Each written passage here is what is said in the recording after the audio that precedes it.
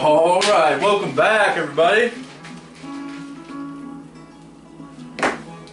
Okay, make sure the volume's good. Welcome back. Welcome back. It's been a crazy month, but Beagle Eye Visions is back with another awesome book review. Thank you guys so much for all the love and all the support you guys have been giving the channel. And I've been streaming on twitch.tv, so look up Beagle Eye Visions over on Twitch. I'll leave a link in the description, blah, blah, blah, blah. Let's get into it. I got so much to talk about. There's so much to talk about. So our book today is Zen and the Art of Motorcycle. Hold on, let me get up. I like getting up to show you guys the book. Hold on, let me flip this thing around. Make sure it's clear. Zen and the Art of Motorcycle Maintenance. And this shirt is awesome, by the way. Zen and the Art of Motorcycle Maintenance by Robert M. Pirsig, or Pirsig. I don't know how to pronounce it. There's a lot of words in this book that I do not know how to pronounce, but it is okay. There's still a lot to learn. So, this fantastic novel actually begins with a caveat.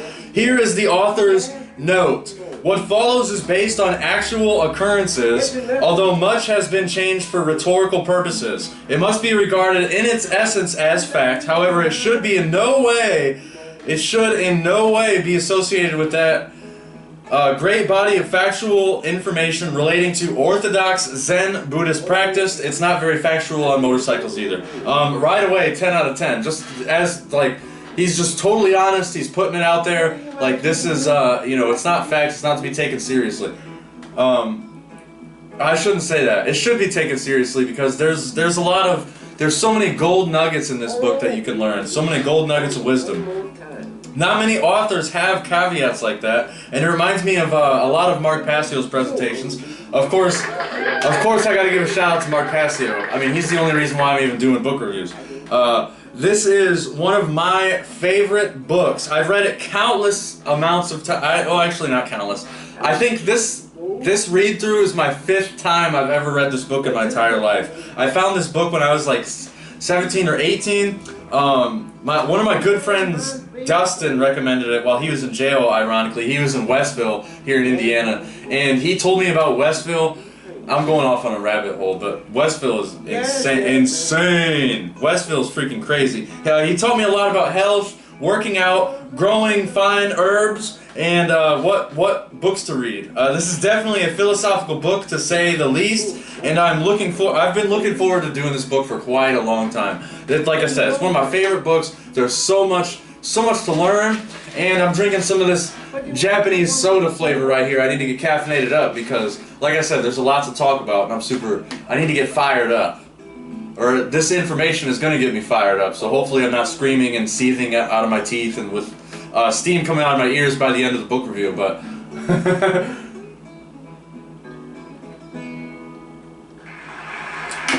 The music we are listening to is Mississippi John Hurt. He's a legend. If you've never heard of Mississippi John Hurt, what the hell is wrong with you?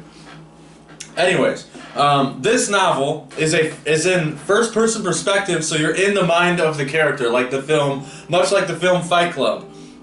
First-person perspective is not only my favorite type of video game style, it is also my favorite type to read and write. When I write a book, when I get a better computer, that's all I need. All I need is a better computer, and I can start writing. Or maybe I use one of these notebooks and start writing it from there. Because, yeah, I got a lot of ideas. So, yeah, it's my favorite type of entertainment to read and to write. And I love it when it comes to books. There's a lot of ambiguity when it comes to understanding the events, foreshadowing clues or themes, you know, in a first-person perspective type of storyline. The author even mentions that in the introduction. In the introduction of the book, the author talks about how there's a lot of books in first-person perspective, but it makes it, like, yeah, what I said, it makes it ambiguous, and there's a lot to talk about, really.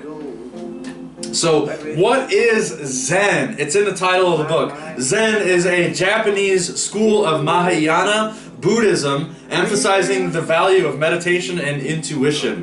What is intuition?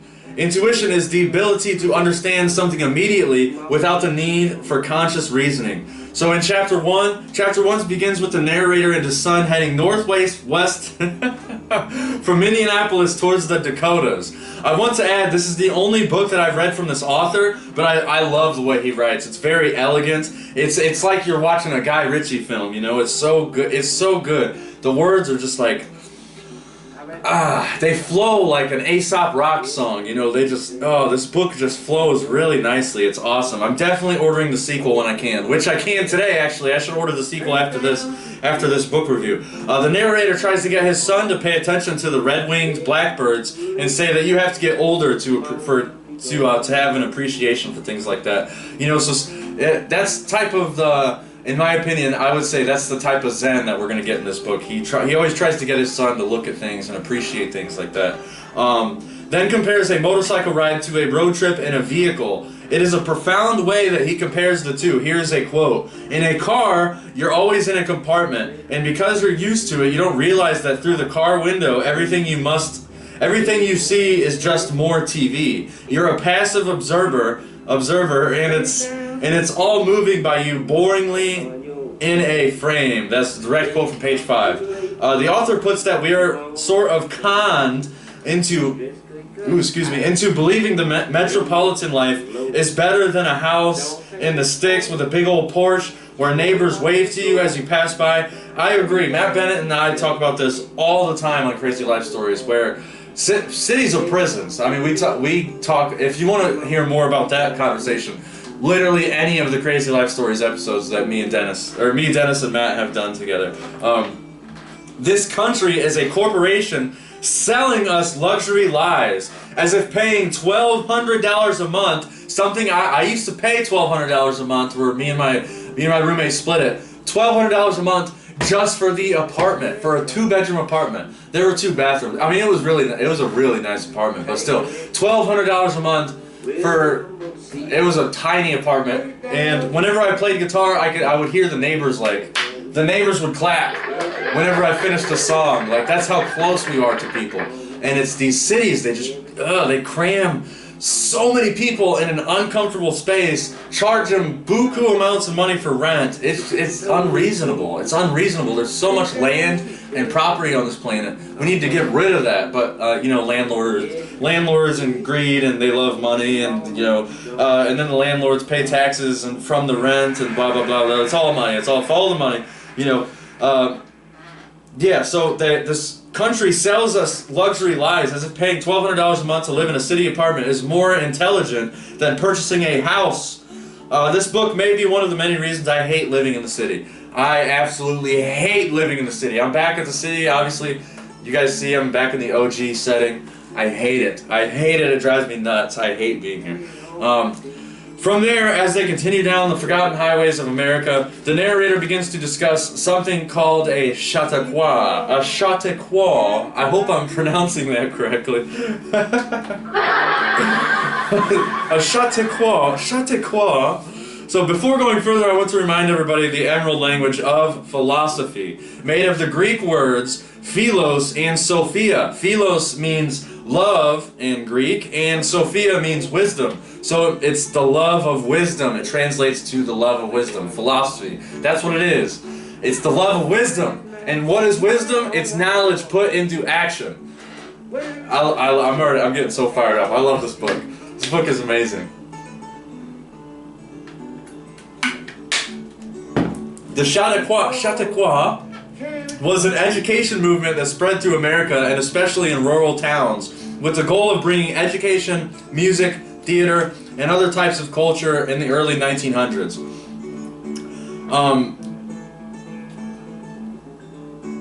There's a -1 next to the note. Okay, that's weird. The narrator mentioned, any Hoosers, the narrator mentions that these Chautauquas were taken over by radio, movies, and TV, and I talked about that. I talked about this very same topic, so synchronistic, in the last book review. Go check it out, Mirror's Edge Exordium. They were taken over by radio, movies, and TV, which synchronistically, oh yeah, I already said that, which synchronistically I talked about in the last book review. Up ahead on the road are friends John and Sylvia Sutherland. They all have been on motorcycle trips together, and the narrator writes, the group stops to stretch at a rest stop with a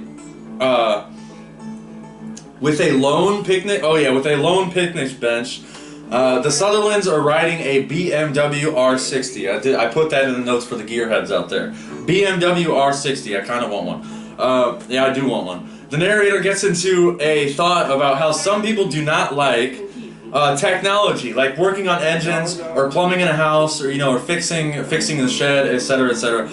He says that people get this because in our world today, we are constantly alienated from this technology. Constantly! I mean, buy a PlayStation, it says, do not open. Do not, it's everywhere. It's everywhere. You see the stickers, you see the warning labels, you see the, even a battery. Even batteries say, do not open. You go buy a vape from the gas station, and it said, do not, this battery, it's weird. We are constantly being alienated from technology. It's so true. So freaking true. When you go into a big city and you see no trespassing signs with high barbed wire fences, in the electric areas, which I used to do that. I used to be a subcontractor for the state of Indiana through NIPSCO, and I was able to go in them electric beyond them fences. You got to have like a really special key. It's kind of interesting. No technology, high barbed wire fences. So we get the feeling that we don't belong. Right? We always get this feeling that we don't belong somewhere, especially in the city. Again, that's why I don't like the city. We get this feeling that we don't belong, which is a self-defeating ideology, according to the book, and I absolutely agree. It is a self-defeating ideology. The chapter wraps up on the gang getting out of the swamps and more into the countryside. Chapter 2's Chautauqua is a good one. The narrator tells the story of how he treated his bike when he wasn't mechanically inclined. He takes it into a bike shop. When it breaks down on a road trip, he describes his wisdom. The question why comes back again and again and again, and has become a major reason for wanting to deliver this Chautauqua. Why did they butcher it so? He's talking about the mechanics. Why did they butcher it so? These were not people running away from technology like John and Sylvia. These were technologists themselves. They sat down to do a job. They performed it like chimpanzees. Nothing personal in it. There was no obvious reason for it. And I tried to think back into that shop, that nightmare place. Try to remember anything that could have been the cause, page 32. I'll tell you what was wrong. Those mechanics didn't care. They lacked the 8th hidden hermetic principle of care. The author even says they had a radio blaring, they were laughing, they were cracking jokes. They weren't invested into the machine, and they looked at it as just another customer. There was no care. There was no true care. So the 8th hidden hermetic principle is at discussion. In our minds, the principle of care. What is the etymology of principle? The word principle comes from the Latin word principium, meaning beginning, foundation, relating to the Latin word capio, meaning I capture, seize, take. Principium from Latin is, quote, a beginning, commencement, again, first part. So, Mark Passio always says principle means first things first. A lot of people on the One Great Work Network say that.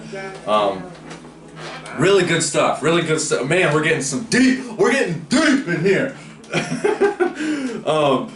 The characters enter the Red River Valley as chapter 2 ends, and now we're getting to chapter 3. Chapter 3. The two bikes pick up speed to 90 as there's a storm right on their tail, and we see 2 lightning bolts. This spooks the narrator, and he says something along the lines of, he's been here before, this is his road. Really interesting. So, like I said, in first person perspective, it's all really vague. You don't know what the author is thinking, or you're supposed to know what the author is thinking, but you don't know how reliable the narrator is. That's something in every first person perspective book. You can never rely on the narrator, right? Always use your own clues and your own perspectives. Make your own inferences. He's been here before. This is his road. On a first time read, this book is a little. When you read that line, it's creepy because it's really dark. It's storming. He sees the 2 lightning bolts, and the narrator gets spooked, and you feel it because he's such a prolific writer. It's awesome. You get chills down your spine. And you're left, as a reader, you're left with this burning curiosity as to who this guy is talking about. You're like, who, what? He's been here before? And he says it out of nowhere. The lightning hits, and he's like, he's been here before, this is his road. It's like, ugh, it's creepy. The rain catches up to them, and they stop at a hotel for dinner and shelter. After dinner, Chris, the narrator's son, asks his dad if he knows any ghost stories. This follows a very awesome conversation between the four, but I'm not going to spoil anything. Buy this book. I mean, buy it. Buy this book. It's amazing. We find out that the dad is scared of an entity called Phaedrus, and he is here with the group. Again, it's like, what? Adding more mystery to the tale as everyone falls asleep after a long day of riding. It sounds so awesome. I want to go on a motorcycle road trip, dude. I want to go so bad. Oh, squirt. So chapter 4, the longest chapter thus far, and the chunk of the chapter is the narrator naming things he packs on a motorcycle trip. A line that caught my eye that is, he says that John and Sylvia run away from technology because they are ungrateful. Which made me ponder on my own view towards vehicles and technology. The married couple also declares after breakfast around 7:45 a.m. that they are not getting back on the road until it warms up because it's a really brisk morning. The narrator is used to, he's a teacher, he's a professor, so he's used to getting up at like, 4 or 5 in the morning, and these guys are they're not used to it. So they're not getting back on the road until the sun comes out and it warms up. Later on they come to another stop and Chris begins to beg to camp. Sounds like me. I can't wait to go camping this. It's gonna be an awesome summer this year. I'm so excited. Begins to beg to camp, which the group does near Little Prairie Road, ending chapter 4. And now we're in chapter 5. Now I need some more Japanese soda. This flavor is so good, dude. Check that flavor out. It's chef's kiss. So good, so good. And you can use code EagleEyeVision at w.gg for 10% off.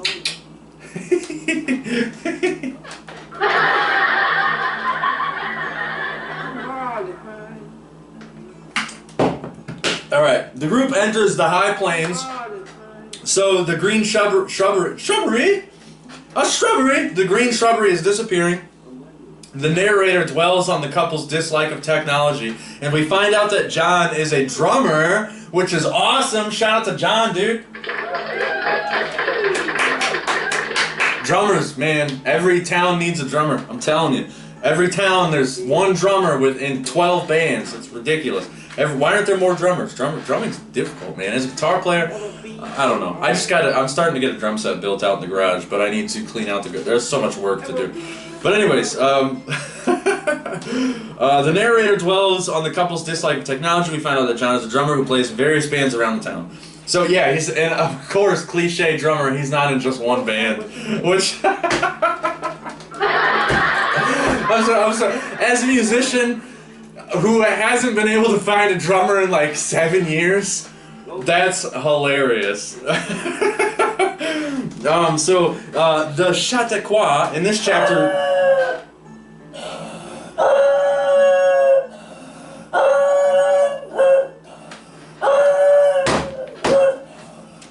Squirt! Hooligan!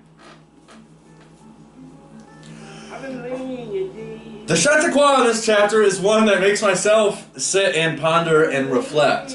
Here's a quote. What we have here is a conflict of visions of reality. The world as you see it right here, right now, is reality, regardless of what the scientists say it might be. That's the way John sees it. But the world, as revealed by its scientific discoveries, is also reality, regardless of how it may appear. And people in John's dimension are going to have to do more than just ignore it if they want to hang on to their vision of reality. John will discover this if his points burn out. That's really why he got upset that day when he couldn't get his engine started. It was an intrusion on his reality, page 68. Okay, hold on. Just in case.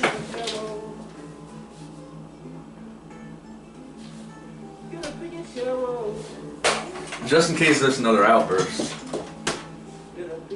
Because that was distracting. I was on a roll, Squirt! This guy. Freaking hooligans. Alright, just keep this down here. Keep that thing on me, you know. Now I need some more W to get focused. Refocused with the Japanese soda.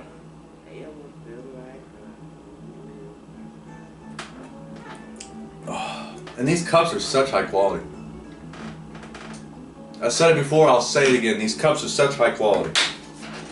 But anyways, we're going to keep going on. So thinking of my relationship to technology, I enjoy working on cars. I really do. I've changed brakes. I've changed Trans Am. I did a cam swap, or I tried to help do a cam swap in a Trans Am Firebird. It sucked. I still have a scar from it right there. It's horrible. I'll never work on a Trans Am again. Horrible cars. I mean, maybe not horrible cars, but the engine, yuck. So I love working on cars. But I don't have money, you know. YouTube and reading books doesn't provide, you know, financial security, unfortunately. Plus, most people don't want you, you know, this is another thing. Most people don't want you working on their car if you have no experience, or, you know, I don't even have any tools. If you have no experience or tools, which again, financial issues. So I don't know why he says it's like he says that people are ungrateful in the book. People who are running away from technology are ungrateful, and that's I don't know if I agree with that. Tools cost money. Experience, you got to get experience somehow. I would love to do a presentation on books and natural law, but again, my computer is a dinosaur. My computer's from like 2011 or something. The last half of the chapter isn't the most exciting. They pull off by a pine tree line to camp. Chris has a sort of he has a temper tantrum, and the narrator has a vague dream about Phaedrus. There's not much chautauqua due to the exhaustion of the day's bike ride. We do get some backstory of Chris's younger days and his and his medical issues, but I'm not going. Excuse me. Excuse me, but again, I'm not going to spoil everything. I'm going to turn the music up, and I got to blow my nose real quick because it's kind of uncomfortable. Not going to lie. It's a lot uncomfortable. Very uncomfortable. Work.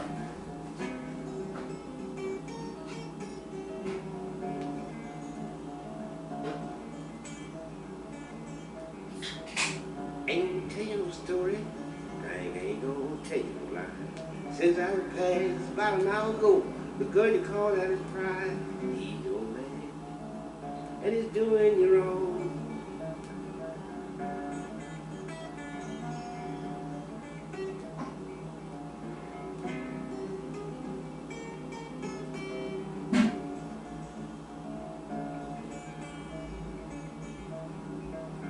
I ain't down to the corner saloon, ain't gonna be gone long. She peeked through the keyhole of the door. All right. Back on the roll. Come back. And you're doing me wrong. Sorry, we had it's like the first really nice day out today, so we had all the windows open. Probably some allergies. I don't know. All right, where were we? Chapter 6. This is where it really starts picking up. We learned of underlying form in this chapter, which is very fascinating. Good topic to study. Before we can start to learn about underlying form, the narrator says we need a dichotomy to start. The definition of dichotomy. What is a dichotomy? It's a noun, a division into two especially mutually exclusive or contradictory groups or entities, or a difference between two completely opposite ideas or things. The dichotomy we need is an analytical split between classical and romantic mentality or ideologies. Classical being something like motorcycle maintenance. There is a very strict set of rigid rules and laws, a place for everything and everything in its place, a mentality run by logic. Okay, so on the other side we have romantic. On the other hand is operated through feelings, as the author puts it. I would relate these to the two hemispheres of the brain. So we have left brain consciousness. Left brain consciousness is responsible for speech, logic, motor function, and coordination. Right brain is responsible for creativity, emotion, memory, and imagination. Mark Passio and other absolutely legends have done entire presentations on this subject alone. We need to bridge the gap on these hemispheres. That is part of the shadow work that we have to do, working on the dark aspects of the self. And I need to do some shadow work. How many people do you know have either left brain logic or right brain creativity? There almost seems to be no middle ground. And this is what, you know, Mark Passio and a lot of great philosophers and great thinkers of our time, they talk about this. There's never a middle ground. It's always extremely creative person or extremely logic, rigid, scientific person. And that's like people. Every single person in my family, I can point to like a creative person, or I could point to just a fully logical person. It's crazy. There's never any middle ground. And that's why it's so important that we have to do the shadow work. We need to bridge the gap between creative and, logic. I think I know like Brandon Martin is like a great example. How I would say he's got logic and he's got creativity, that's so rare. Because it does take a lot of work. That's why it's shadow work. It's not a shadow vacation. You're not going hang out with Sonic on vacation. The author says that motorcycle riding is a romantic idea until it comes to the maintenance. Then it becomes classical. As chapter 6 wraps up, we get more insight into the mind of Phaedrus and his analytical knife. Again, the writing is top notch. I want you to read this book and gather your own thoughts. Let's talk about it. I need to create a Beagle Eye Vision Discord. So maybe if you guys are out there reading these book reviews, jump in the Discord and we can chat and have a voice chat, talk about these things. It's awesome. I heard the bell kind of like this. Again, get your own thoughts. So for this specific review, I'm only sticking to the really important parts, and on the next time around, I will break down the mind of Phaedrus a lot more. I'm just trying to get you curious and whet the appetite, because I do have a lot of my own opinions about what happened to Phaedrus, which is really dark. But chapter 7. The heat of the Dakotas is absolutely brutal. The narrator describes seeing the shimmer around buildings as they enter Bowman, North Dakota. As we keep reading, they keep traveling through torturous plains, and the heat gets up to 120 degrees. Obviously, as we continue through the book, we get more about who Phaedrus really is. So I'll most likely slow down on the deep philosophical aspect of the book, because everyone needs to read this and gather their own ideas, like I said. I can't hammer on that point, I really cannot hammer on that point enough. Everybody needs to read this book. For example, if you watch the film Pulp Fiction, and I flat out told you that the briefcase had a yellow light bulb in it, it wouldn't ruin the movie, but it would drastically change your opinion on the entire, Pulp Fiction film as a whole, right? Like, I think we could all agree on that. Like, if the first time you watched Pulp Fiction, somebody was like, that's just a light bulb in a briefcase, you'd be like, no way. And then what if they showed you a picture and even showed you an interview of Quentin Tarantino saying like, yeah, it was just a briefcase with a light bulb in it, and we had a dude rig it up. It would drastically change your opinion. You would still probably think it was a good movie, or maybe an overly violent, unnecessarily violent movie. But it's a good point. Another fine example is of the film No Country for Old Men. Is based off of a book, and I think the book is first-person perspective as well. I desperately need to read that book. The ending scene in the movie of No Country for Old Men, a newly retired police officer tells his interpretation of a dream he's had, which is very vague. And before you watch the entire movie, if I just told you my interpretation of his dream, it would be difficult to come up with your own ideas through my biased opinion. My opinion would be in your head. For the rest of the book, I'll just describe the actions of the group and maybe comment on the Chateauquois. John and Sylvia speed ahead, frustrated by the heat, and end up turning around to meet Chris and his father while they are checking the bike. The chapter ends on the group entering the high plains and getting some much-needed rain. Okay, so the group finds a hotel in Miles City, Montana. Oh, this is part 2 of the book, chapter 8, sorry. The group finds a hotel in Miles City, Montana, and gets some much-needed rest and relaxation. The narrator wakes up in the AM to tune up the bike, since it was running rich when they pulled into town, giving us lots of classical and romantic examples while making the proper adjustments on the machine. Obviously, as we read on, the depth of the philosophy goes deeper and deeper, congruently with the structure of the motorcycle. Here's a quote that really resonates. But to tear down a factory and to revolt against a government, or to avoid repair of a motorcycle because it is a system, is to attack effects rather than causes. And as long as the attack is on effects only, no change is possible. The true system, the real system, is Okay, still going. The true system, the real system, where to go, is our present construction of systematic thought itself, rationality itself. And if a factory is torn down, but the rationality which produced it is still left standing, then that rationality will simply produce another factory. If a revolution destroys a systematic government, but the systematic patterns of thought that produce that government are left intact, then those patterns will repeat themselves in the succeeding government. There's so much talk about the system and so little understanding. Page 122. That quote right there. I should shut the camera off. That quote right there says it all. If we want to end suffering on this planet, we need to understand morality and our rights.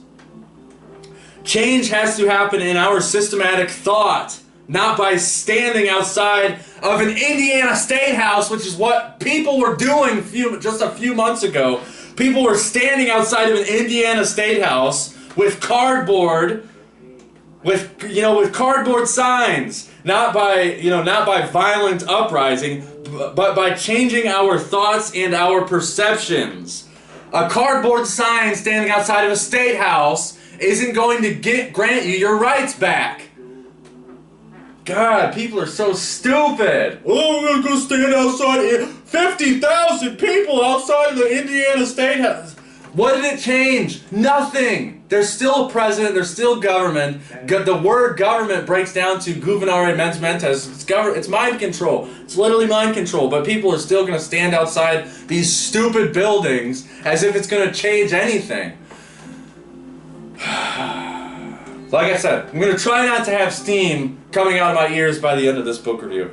So by living through the law of the land, natural law, and not by the arbitrary dictates of man, we can end suffering. Let's go back to that quote. If a revolution destroys a systematic government, but the systematic patterns of thought that produced the government are left intact, then these patterns will repeat themselves in the succeeding government. That includes greed. That includes immorality. That includes, the belief in authority. It's all these treacherous, toxic things that people believe in. It's deplorable. It's deplorable. It's freaking deplorable. Elon Musk and Trump, ooh, they're going to save the world. 3 years ago, people were saying that Elon Musk is going to save this country. And now look what he's doing. Again, if we don't change our thoughts and our perceptions and our systematic patterns of thought that produce that government, it's still just going to produce another government. It's still just going to produce more immorality. It's not going to produce freedom. The result is not going to be freedom.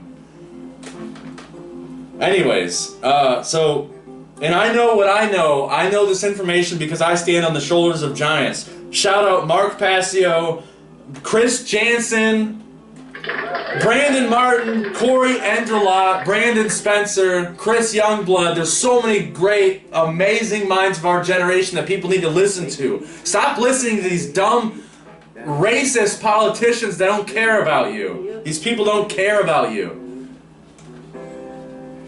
Chapter 11. In Chapter 11, we find out the narrator served in the army. Oh, yeah, I forgot about that part. The narrator is an order-following coward, everybody. Wah, wah, wah.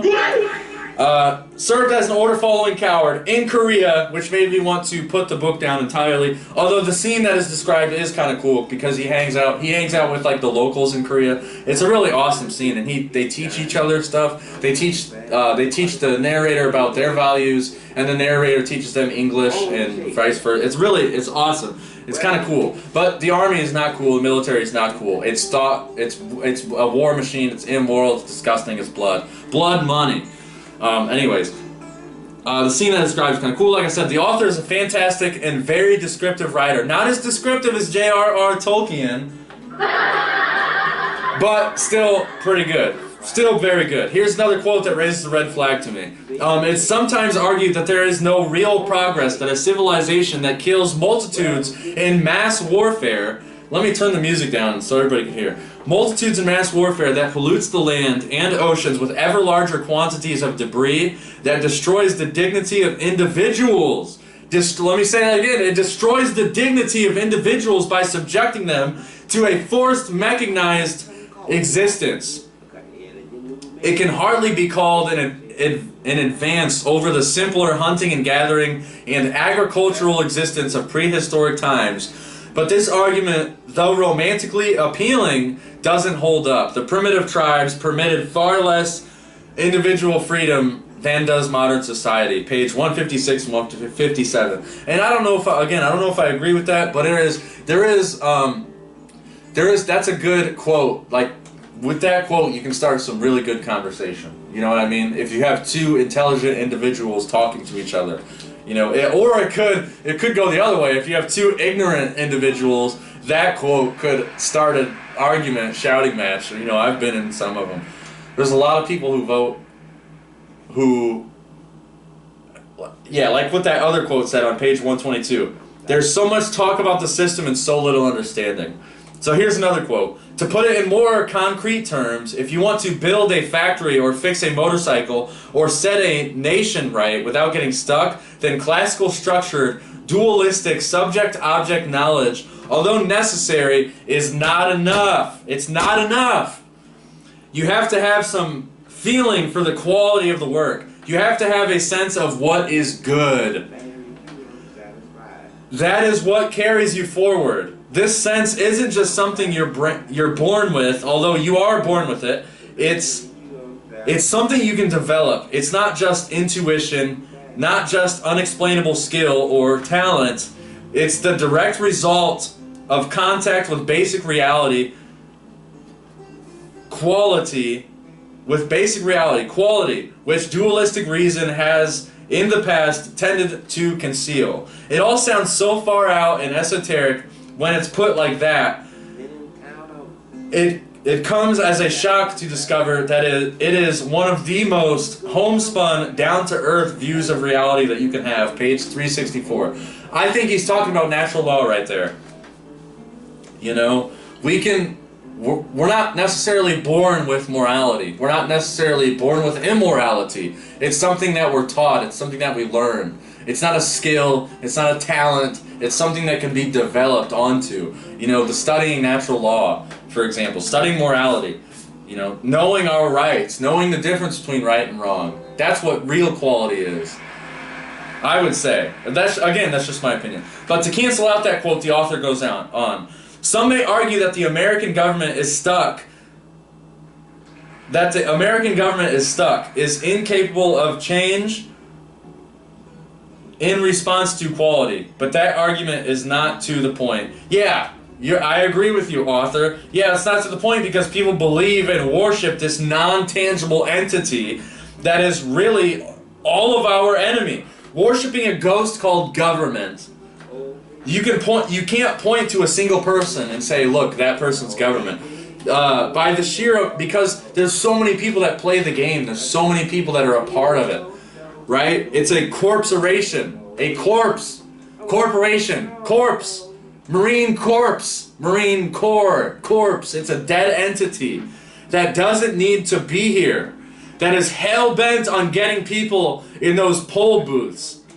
So the immoral rulers can pass off the spiritual karma to the unwitting. Our rights do not come from government. Where's the American flag? Here, cue the American flag behind me. Let me press a button and roll it down. Our rights do not come from government. They come from creation, from nature. That is what we can learn from this book and many others. Our rights do not come from the Declaration of Independence either. That's not where our rights come from. They don't come from a piece of paper. But anyways, this book is amazing. This book is I need another drink here. Sorry guys, I'll be right back. Alright. Now that the book review's over.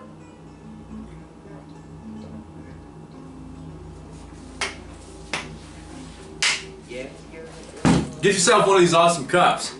But anyways, when did I get this book? This book was this particular copy. It says it was published in where was it? I saw the year. This particular copy of this book was published in May of 2006. This copy is this old.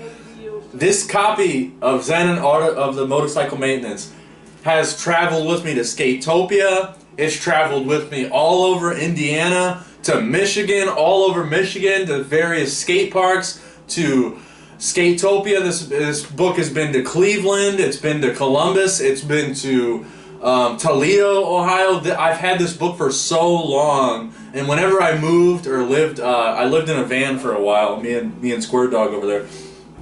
We lived in a van for a while, and this book was always in the van. Sometimes I would just pull it out and like just read a chapter because, I don't know, there's just something about it. There's something just really good about this book, and when you read it, like, I read it very slow. I took my time with the notes. Yeah, it makes you ponder. It makes you think, right? And that's really good. It's good to have that inner dialogue. It's good to have that inner talk with yourself and question authority, question everything. Why not, right? Don't accept your reality as truth in front of you. Question it. Question it. That's what the great minds teach us of nowadays. The great minds of like Manly P. Hall, and gosh, there's so many. Not C.W. Leadbeater. Is that his name? I don't know. I need to remember my shouts outs. Mark Passio, Carrie Olahe, freaking Sean McCann at Wake to Dead podcast. Brandon Spencer, I already named him. Brandon Martin, Chris Youngblood, Chris Jansen, Derek Bartolicelli. Legends, dude. These guys are absolute legends, and nobody's listening to them. Mario West, absolute legends. But this book will make you think. It says it's a profound personal and philosophical odyssey onto life's fundamental questions. Phenomenal, dude. This is good stuff. Get yourself a copy of this book, and then hopefully your copy of the book won't look like this after. I mean, this is. I bought this with my chore money when I lived with my mom. I still live with my mom. I bought this with my chore money. I think I was still in high school. I think I was still in school when I bought this copy of a book at a Kroger. So good. So freaking good. So good. I need to order the sequel, and then I'll probably do a book review. So all the book reviews I've already done, I'm going to go back and re-review. That way I'll spoil them, spoiler alert. That's the spoiler dance. I didn't do the spoiler dance for this book because I didn't spoil it at all. The next book review, throw this dusty old. Look how dirty this is, bro. This is so. Like, I took this with me to the skate park. Like, there's character.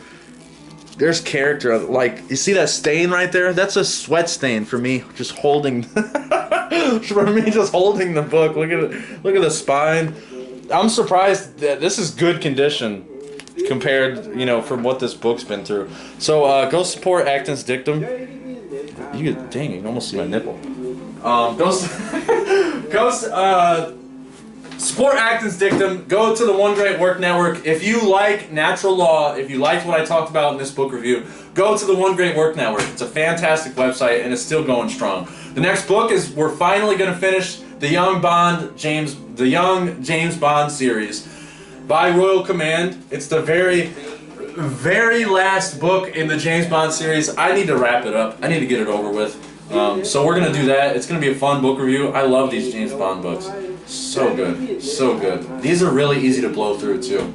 So, probably not going to be as philosophical on the next book review, which is why I'm still recording and I haven't shut the camera off, because natural law is so important. You guys need to study natural law. Stop worshiping politicians. They're not going to save you. Okay? Your Sky Daddy's not going to save you. I'm sorry, but somebody's got to say it. Somebody's got to say it. Not enough people on the internet are saying it. Stop worshiping your Sky Daddy. Stop worshiping Daddy Trump. Stop worshiping people who don't care about you, that you've never met in your physical reality in your entire life. Be intelligent. Be better. Use code BeagleEyeVision at w.gg to be better. Hashtag be better. Hashtag be better. Be better. Study morality. Study natural law. Wow, I need some deodorant. I really need to cut the camera off. I'm going to keep embarrassing myself. But anyways, but yeah, thank you so much. I really appreciate it. Look, I'm gonna eat one of these dog's turds. Oh yeah. Be better. Be better. That only on Beagle Eye Visions will you see somebody eat dog turds. Anyways, use code Beagle Eye Vision w.gg. Thank you so much if you made it this far. Larkin Rose, that's another absolute legend, dude. I forgot to mention Larkin Rose. How could I forget to mention Larkin Rose? Absolute legend, also on the One Great Work Network. So, study morality, study natural law. The more moral an aggregate society becomes, the more free an aggregate society becomes, okay? You heard me? You heard me? Tap in, because that statement is so true. We need to study morality, start caring for each other, stop all this hate, stop all this stupid garbage, stick together, cut off the corporations, cut off the dead entities, stop eating fast food, even though I just had Jersey Mike's. You know, we need to grow a garden. I need to grow a garden. Somebody teach me how to grow a garden, please. Corey Angelot, shout out to Corey Angelot. Again, teach me how to grow a garden, please. Come on over. There's plenty of yard out there. Let's grow a garden. Let's go. Come on. Team Unity. Alright, signing off. Stay tuned for the next book review. Oh, and I'm, like I said, streaming on Twitch. Gonna be doing lots of video game stuff. Sea of Thieves. I just became a content creator on Sea of Thieves. Amazing pirate game. Come join me on the high seas. Come sail. Alright. Stay tuned. Stay golden. Love you guys. Peace.